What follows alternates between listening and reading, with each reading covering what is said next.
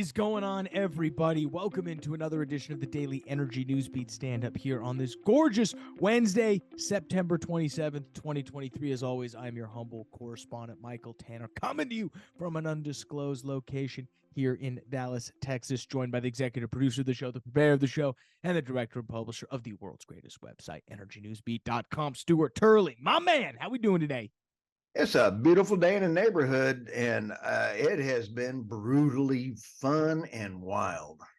Yeah, man, you're getting brutalized these past couple of weeks, but we like that. That means things are staying live, and you never cease to amaze the story count. We have a tremendous menu lined up today, folks. We're going to start out in Germany. Why Germany was the envy of the world and how it went to the worst performing major developed economy. What happened? So gotta love this headline. Next up, QatarEnergy CEO sees natural gas as, quote, indispensable for not just the energy transition, but also after 2050. Interesting there. Maybe it's because Qatar's got a lot of natural gas. Who knows? We'll find out. Next up, gotta love us some Harold Hamm. Quote, oil is headed as high as 150 a barrel unless the U.S. government does more. Harold Hamm has been making the media circuit. Hopefully he can stop by the show at some point.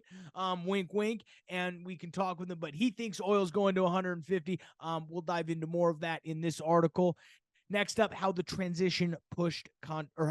energy transition push contributed to higher oil prices in a move everybody who watched the show saw coming.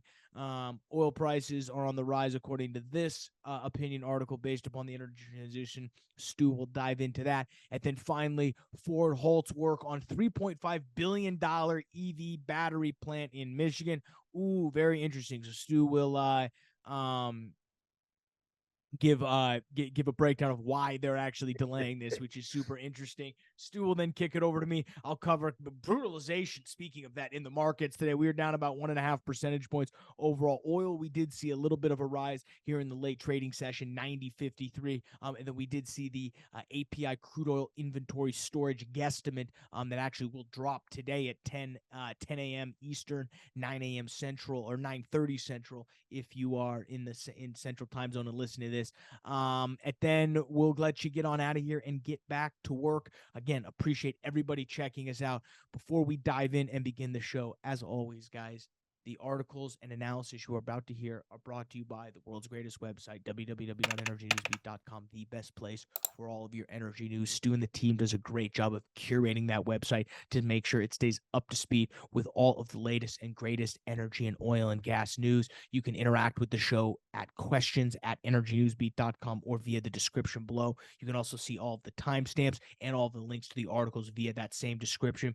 Check us out, dashboard.energynewsbeat.com, our data news combo product. We appreciate everybody who's signed up there. If you're wanting to figure out how do we support the show, subscribe to us on iTunes, subscribe to us on Apple Podcasts, subscribe to us on Spotify.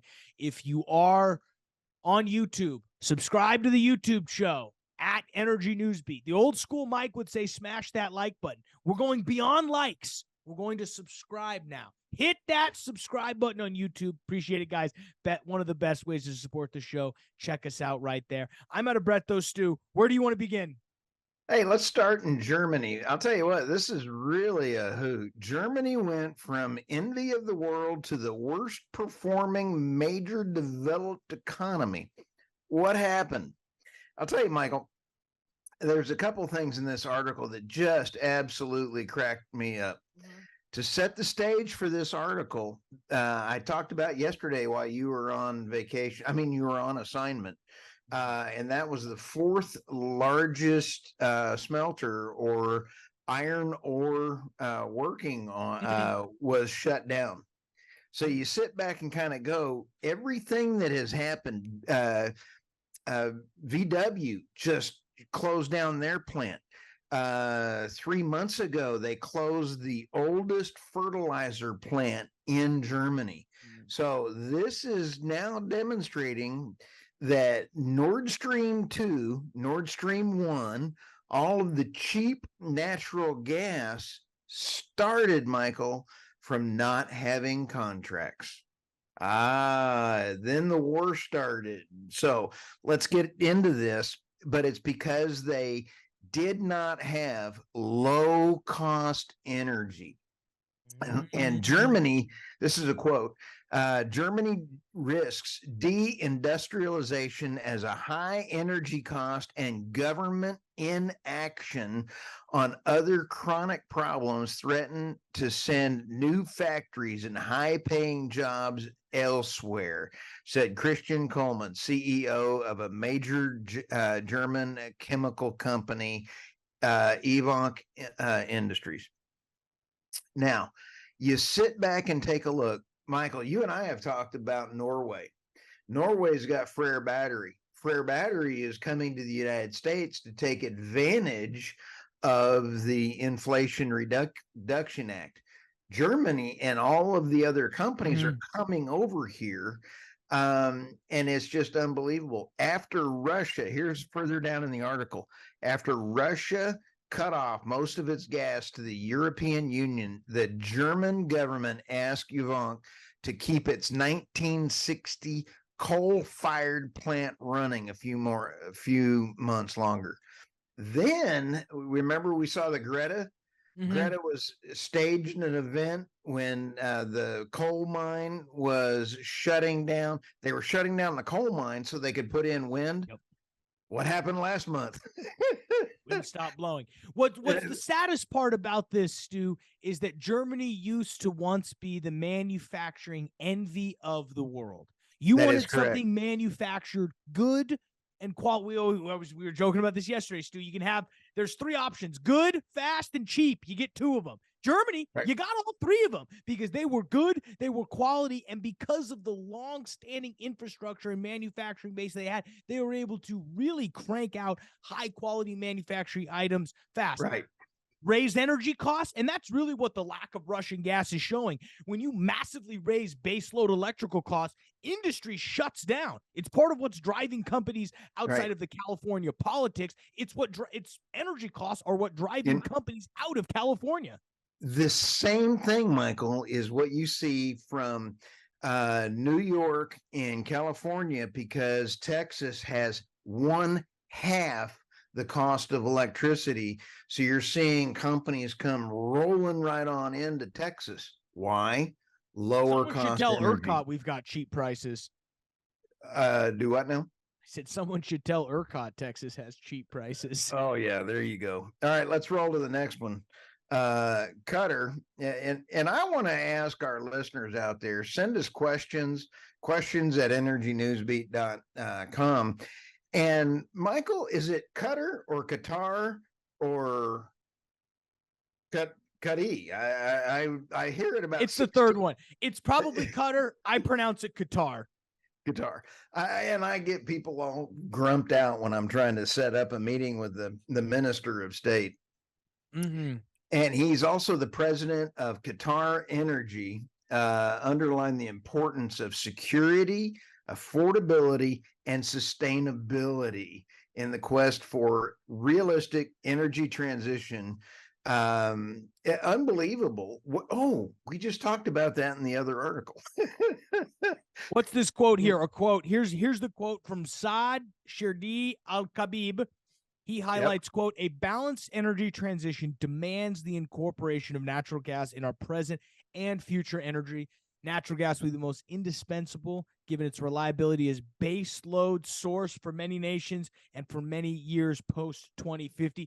It's almost like he listens to the show. He does. In fact, I'm going to call him here in a minute, and I'm going to get him on the show.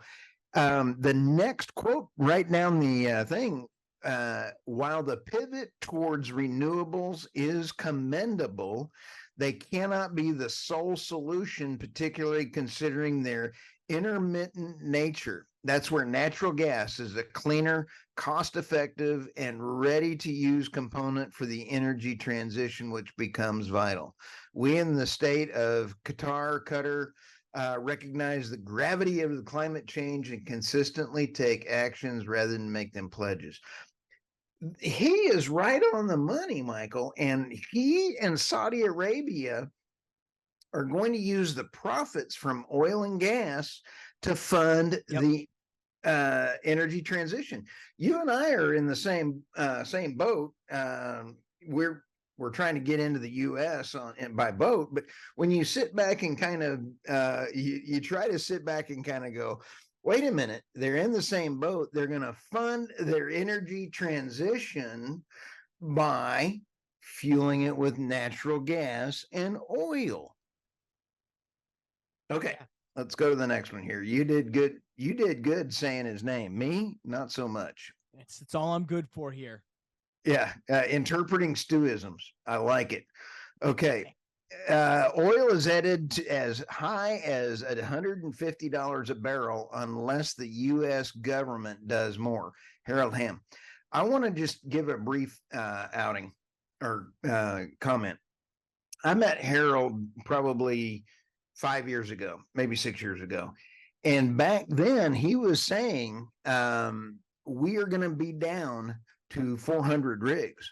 And we were at like 1,000 rigs, Michael. And everybody was sitting there kind of going, there's no way. Sure enough. So the man, Harold, knows what he's talking about. So pay attention when he does talk. And his Continental Resources he bought back is, I think they're providing 2 million barrels a day. They're a player. So let's talk about Harold's. Crude output in the Permian will at one day peak as it already has in rival shale fields as the other Balkan region and North Dakota and the Eagle Ford in Texas. Continental Chief Executive Doug Lawler said in an interview with Bloomberg, without exploration, you're going to see 120 to 150, he said. I guarantee you it's going to send a shock through the system. Now, how come? It's because the ESG mold is folding. Investors want their money back. They're quit investing in things. We're seeing the renewable. Nobody's bidding on wind farms now. They can't. No, I'm with you. I just find it funny. The title, Harold Hamm asking the U.S. government to do more to control oil prices. Man, I would have not put that in my genie bottle of things I would have guessed would have happened 2 years ago. I'd see Harold Hamm at an event saying, we need more government intervention to lower oil prices. It's kind of it's the weird twilight zone we're living in. Well, in his book I have right over here, he's probably talking about in this telling by the articles, the author of the article, he definitely he's referring to regulatory issues. So he gets hammered by regulation. So I have a feeling that's what he was talking about. He does say without more policies encouraging new drilling, you're going to see more pressures on price. I agree with you. We should have more. I mean, I'm not against new policies. We should be, for every policy we enact, we should get rid of 2 older policies. Well, again, I'm just pointing out the fact that it is interesting. I didn't see that on my bingo card when I walked in the game beginning of the year. No. Harold Hamm screaming for government regulation. I think there's a difference between policy and regulations. He is saying policy, which says drill, baby, drill. Regulatory issues say avoid the salamander. He appointed Chesapeake's old CEO as their new CEO, Doug Lawler. So we know exactly where this train's headed. Oops. Okay, let's go to the next one here. Okay, how the transition push contributed to higher oil prices. This one just kind of writes itself. There's 3 bullet points that the author brings up. Anti-fossil fuel policies in the U.S. and Europe have led to lower investments in new projects. Wow, we saw that one coming. Michael, $4 trillion is what we need to invest just to meet the decline curves. Oh, okay. ExxonMobil CEO Woods, if we don't maintain some level of investment in the industry, you can end up running short of supply. Mm-hmm. All right. Only lowering global energy demand may lead to a situation which prices will remain under control. What does that mean? I think what you're seeing is, I mean, that's a fancy word of saying stop driving, Stu. That's a fancy way of saying stay inside, turn off your AC, shut down your electricity at night. I mean, it's that coded language that they're throwing in there. Did you see a couple days ago, Bloomberg or somebody had an article about why bugs have more protein in it than you think? I mean, they're trying to code us in order to use less energy, to eat less meat, and ultimately die earlier because we're costing us so much money. Well, I want to throw this ugly squirrel instead of an ugly baby. I want to make sure I don't upset any mothers. So unless your kid looks like a squirrel.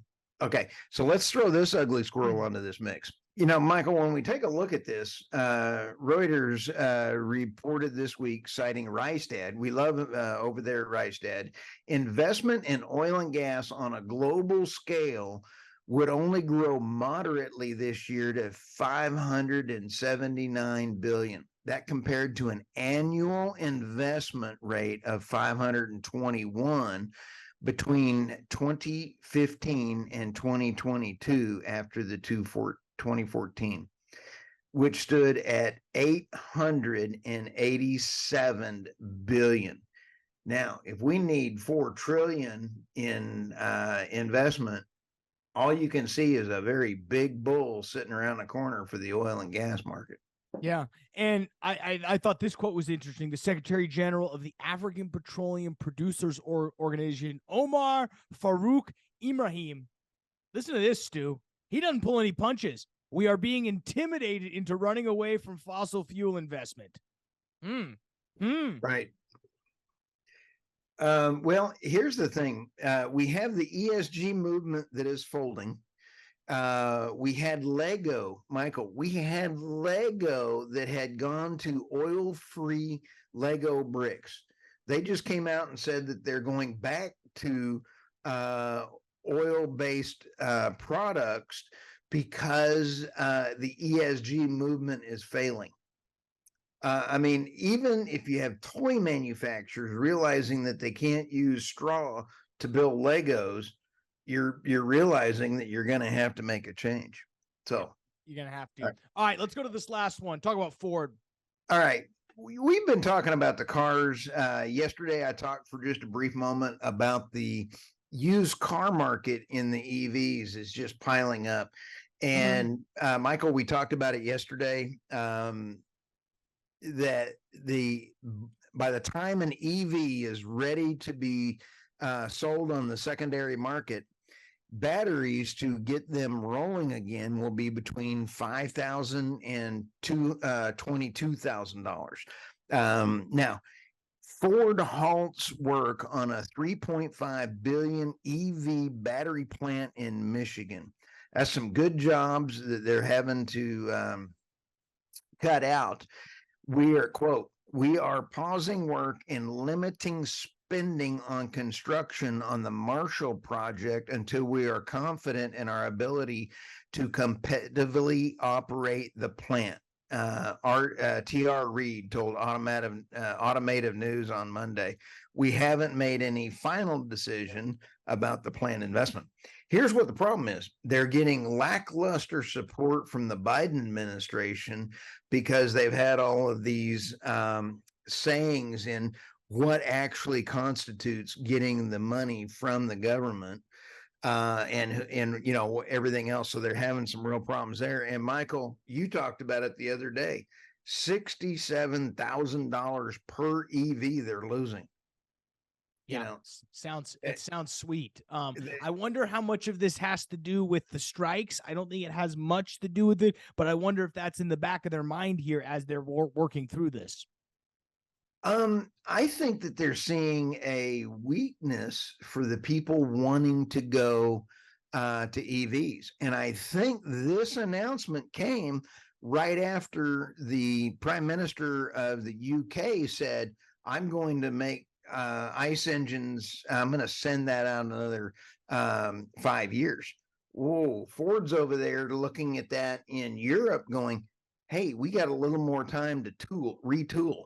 So why would you want to spend this much on a battery plant when there is battery technology coming around the corner from NASA and a few others that may be recyclable. All this changes if we can use less critical minerals and make them recyclable. Till the batteries become recyclable, I'm not in. Yeah, even then I might be out. You got anything else for the news? Oh no, that was quite a passel there. Yeah, a passel and a half. So, all right, well, we'll go ahead and cover what happened over in the markets. I mean, pretty down day, to be honest with you, if you're talking about the overall S&P 500 and NASDAQ, both down about 1.5 percentage points, mainly off the back of missed new home sales and computer confidence data that missed those economist estimates. Contracts came in a little bit under what they were expected to be. They estimated 695,000 per Dow Jones, only came in at 675,000, so 20,000 miss. We also saw consumer confidence decline to 103 in September. That was down from an estimated forecast of 105.5 and down from an actual print of 108.7 in August. Moving to the crude oil markets, we actually saw a little bit of a rise throughout the later half of the trading day. Early on, as the markets opened, we were a little below 88. We did see a rise all the way up to about 90.53 as we sit here and record this about 6:10 Central Time the night before. So overnight action on crude oil. Be interesting to see where that goes. We did have natural gas actually open about 7 percentage points up on the upside from 265 to 280.85. Again, off the back of a little bit of a warmer streak coming through that Midwest there. So that's what you're seeing on top of some export delays going on right now from Freeport. So that's mainly your two bookends on what's driving prices right now. We did see the API come out, Stu, and guesstimate a 1.58 million barrel build in the strategic petroleum reserves, which we'll find out tomorrow or today as you listen to this on Wednesday the 27th. The API will go ahead and drop those strategic petroleum numbers. Again, forecast is actually 1.6. The actual quote-unquote forecasted print was 1.5, so a swing there. Pretty quiet, Stu, on the on the oil and gas news front. We did see, as I mentioned, as we did run Hamm and their CEO Doug Lawler, they were on the media circuit today. But unless we really want to go through Diamondback's sustainability report, I'm good. Sustainability, as long as you don't print money, that has part of it to do with it. It'd be interesting. Yep. No. BP is going ahead and they're rolling out a 178 megawatt Peacock Solar Project in Corpus Christi in San Patricio County, Texas. That's slated to go ahead and get building right now. I'm just looking at press releases we've ran. Right. 300 jobs, Stu, 25 million in tax revenue. If only it was going to kill the whales. Oh, you kill me. You kill me. No, if you were a whale, I really would. Hey, now you call me fat. What a great day.